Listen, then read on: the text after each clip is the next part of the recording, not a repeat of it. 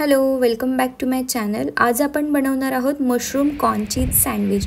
त्यासाठी लागणारं साहित्य: मशरूम क्लीन वॉश करून घ्यायचे, एक कांदा, कोथिंबीर, लसूण आणि स्वीट कॉर्न लागणार आहे. एका पॅनमध्ये तूप टाकायचे, त्यामध्ये लसूण, मिरची, कांदा, मशरूम आणि स्वीट कॉर्न हे छान भाजून घ्यायचे. यामध्ये कॉर्नफ्लोअर स्लरी ॲड केलेली आहे, तसेच एक स्लाइस चीज ॲड केलेलं आहे. हे मिश्रण एकत्र करून छान 1 ते 2 मिनिट भाजून घ्यायचं आहे.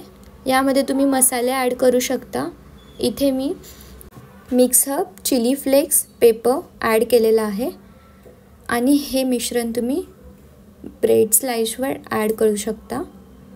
यानंतर हे सँडविच तुम्हाला छान खरपूस भाजून घ्यायचं आहे. सो तुम्ही सँडविच मेकर किंवा पॅनवर दोन्ही साईडला तूप किंवा बटर लावून भाजू शकता.